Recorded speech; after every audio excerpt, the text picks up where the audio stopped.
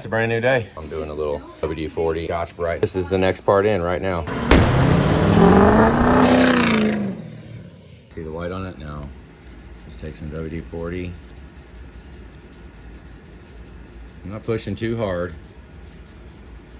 Seems to be working pretty good, not scratching it up very bad. I got WD-40 soaked Scotch Brite, and I'm just spinning it around looking for those white trails. Works very well. He's ready to go in. Back to luber plate, get it all lubed up. Let's get it in the truck.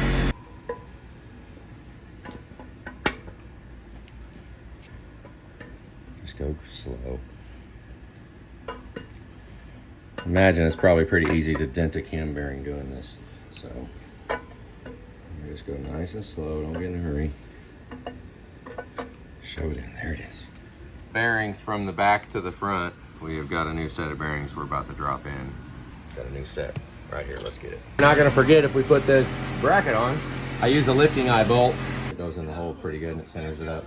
Set the crank down right now. Crankshaft end parts are going off the shelf now. Bed plate, lock that on. We got the front and the rear covers over there ready. So once the bed plate goes on, the pump cover, pump, front and rear covers, lifters, all that stuff goes on so we can button it down, put the covers on, and then the T-joints will be sealed, and then we can go to putting the rods in. We'll do that later. Got some high tack, some anaerobic, some TA29, bed plate seals. We're ready to oil these up, and let's get this bed plate torqued down. Almost got it torqued. All right, there it is, spins great. Good deal. Seal the block, put the gasket on, and then seal the cover. You can look down the dowel right here and see it. Now we're gonna put these lifters back in, and I'm not going to soak them. They are completely wet right now. We'll see what happens. Let's hopefully they stay in there and slide right in and go right back where they're used to running is what we're going for. That's what I want to have happen. Put some sealant on the block and then put the rear cover on. Now we'll put the pump in. That way all the T-joints are done. Even this one, that one, and that one. All those all the way done. And then we can focus on the rotating assembly. But getting this done is a big point. That means we can relax. Right now we're kind of still in hurry up mode until that's done. All right, there we are. Ready to put this rotating assembly together. Get these rods shoved in here. Once they're in, oil pan on, holy freaking crap. We'll flip this sucker back over, get some heads on it. And we are, well, we don't want to get ahead of ourselves, but might be getting close. So I'm sitting here looking at these pistons and these rods. I did just let them sit out here. They have in no way been cleaned at all. They are straight out of the truck. They haven't been touched, which means they're safe. They're nice and oiled. I'm debating on doing a diesel wash on them because I could put a nylon brush on that edge right there and clean those ring lands really good, especially if I just douse diesel around it and brush it with a nylon while I'm doing it. Just when we think we're ready to start banging things together, I get another thing that I want to do, because we have not cleaned this yet. They took it apart to inspect it. Didn't really do any changing of anything. We sand it on the crankshaft. Either that or we do it how we've done it before, which would be soap and water. That's normally what we do, is soap and water.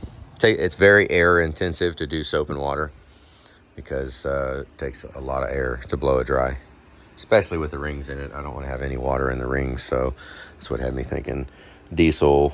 I could just leave the residue in it, it'll be fine. It'll burn off, it'll be just fine, but it'll allow me to get any kind of dust or dirt that's down inside that ring land, because that absolutely will just the first minute start scratching stuff instantly. So I kind of like to.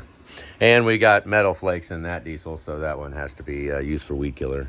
Or we got tractor out back. Maybe the tractor will run it, you know. So I do think we're gonna go get some more. I might just do it out in the driveway. Kill weeds. I want to keep the wrist pins going the same way they were.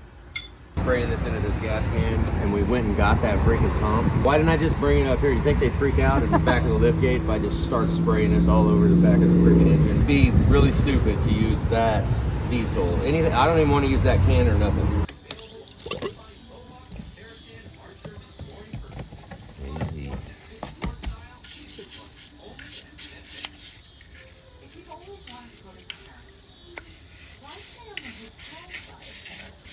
Clean it up. Ugh. It's flinged it on me. Make sure I don't dislodge any carbon that's on there, and then you get it stuck in the ringland in there. Okay, shut it off.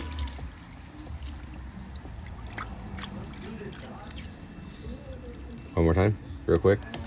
Okay, stop. Ah. One more. Again. Okay. You know what? I think that is, gave it a good old chance of being clean. Did not really want to take the rings off at all. Did not want to. All right, let's just put a little down in there in the gap. Maybe it'll ooze down behind it. Go ahead. Okay, I'm good with that. Okay. Okay, there's number 8. 7 more to go. That does look good though. That's clean. I mean, it's stained. These are the pistons that the truck came with. These are the existing standard size pistons. That looks good. I like that. I don't need it to look perfect. I mean, they did when we put them together the first time, but right here, these rings aren't coming off. We're not wire brushing them. We're not doing a bunch of changing.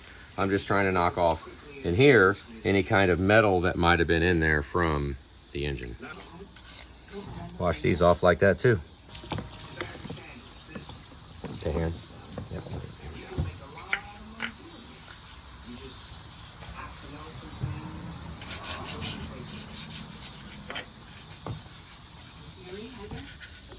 Okay, done. Again. Okay. All right, there's 7. Diesel wash is done.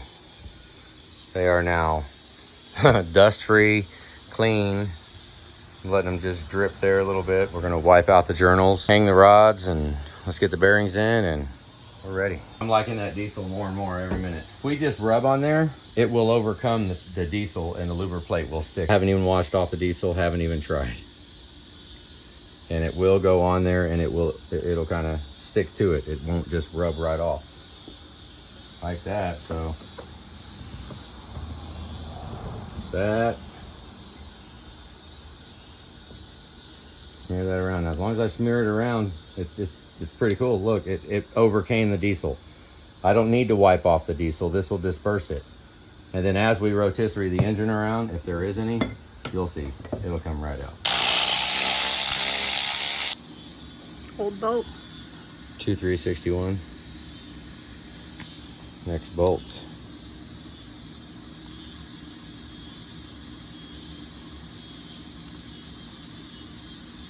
So that 2367. Too long. Okay, new bolts. Let's see how precise they are. 2371.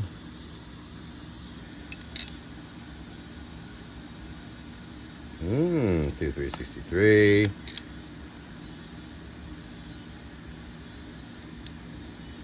That's 2370. So we got 7 thousandths difference on that one. There's 70. There's another 7 thousandths different. 63 and a half. A little less than 63. 63. Okay, so we got a couple of long ones. Oh, 63. Let's double check these. These are new ones. Yeah, those are 70s.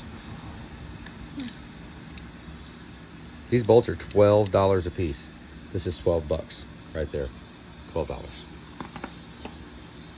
So if we've got about 63 to 70, anywhere on those two looks like they have 2 completely separate measures. Yeah, see 63, the last one was 70. They're either 63 or 70. It's one or the other. There's a 64 right there. Okay, so make a 61, short one. So they're not very good out of the gate. They're 67. This one is 70, 60, 67, 2367. Let's go to the other side. That's a little bigger, 72.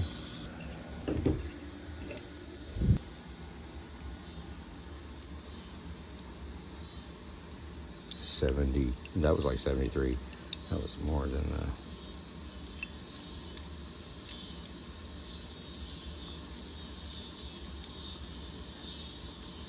70. Generally looks like that. Got little lines on them. Let me open another one. Let's just open another one. Let's see. Could be better. That's a lot of them. They're not perfect. They're freaking not perfect. But I'll pull it out of here. Then I'll take a blow gun. Just blow it off a little bit. Make sure there's no carbon, no cardboard fuzz. Rub the top, rub the bottom. And then here, Julie's already cleaned it. Just rub a finger over, make sure there's no dust, no dirt. And then put the tang right where it goes is what I do. And then I push it down pretty much in the middle. And center it up, right there. Main bearing install. Rod bearing that's install. A rod bearing. Yeah, that's a rod bearing, guys. Now, once we get the other one in right here, we don't want to forget about a lift.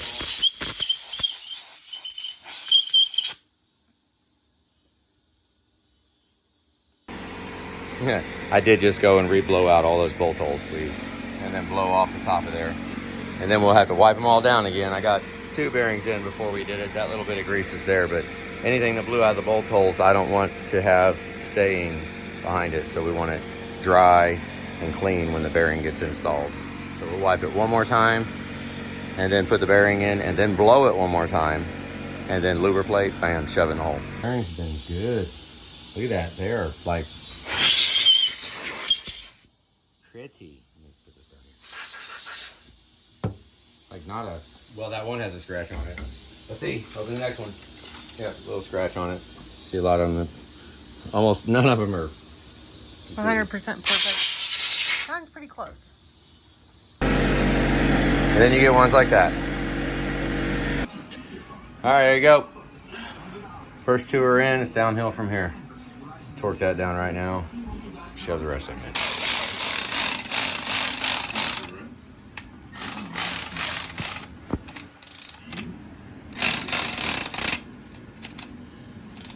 We've already done this once, so we really don't need to, but there's 33, which is freaking wonderful. That is cylinder Number 2. Almost 34. That is freaking wonderful. Okay, let's go to the next one. Right at 35. 35, that is freaking wonderful. Love it. 34, yep. This under 35. Yep. That's great.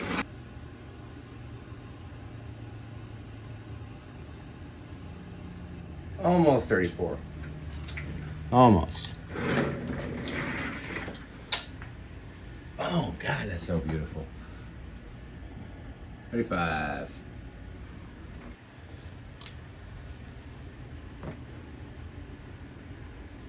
$10, $20, $30. Almost 36. Almost.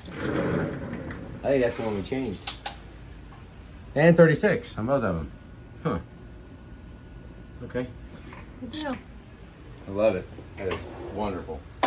Call that done, and now we'll oil pan, then flip it over, and then we can work on crank seals and all that, and then we'll get the heads on. Say bye-bye, rods. Bye-bye. Bye-bye, rotating assembly. You wanted me to see if you needed any help? Any investigative assistance? Don't forget the pickup tube. It's very disastrous. We would have pretty big problems. So check that off the list. All right, time for oil pan again. Last look, say bye-bye.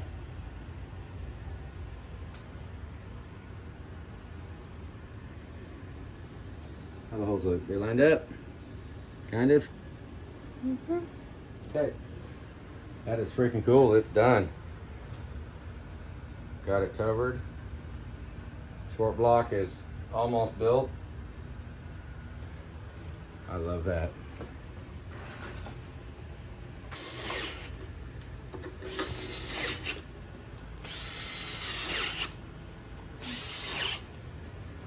Let's run down and get it all to make contact. This is we use sealant on this joint, so I tighten this one, and then I tighten the one right next to it, and that puts the oil pan down, and then I just run around it. Lightly just touch it, let it make contact. And then we'll go around and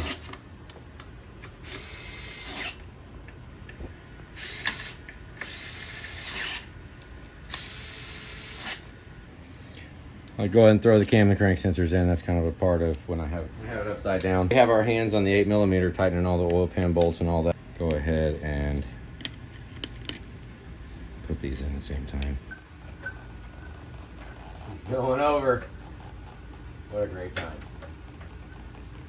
She's a lot heavier now. She's trying to bounce. Right there. Now it's kind of just hanging. It's like free. All right, now we are flex plate, front rear crank seals, oil pump, get the front end done, the balancer, all that on, and cylinder heads.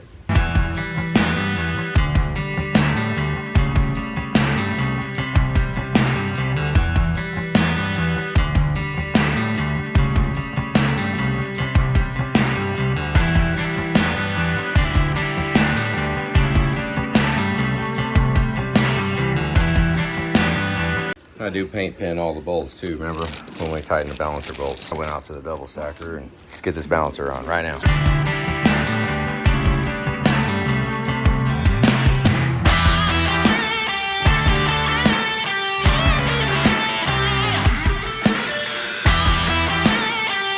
All right, so let's take a look at what we did right here.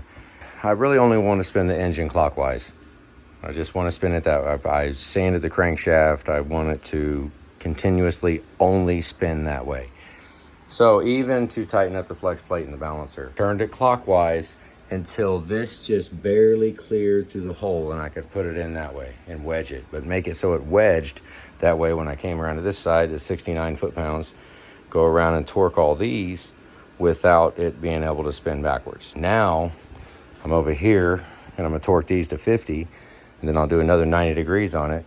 But at the very first movement of the bolts, it will move this. So I keep my hand on this right here and keep it up against it. Bar will go down, make contact. Boom, you can tighten it all the way. And that is the finish of the short block.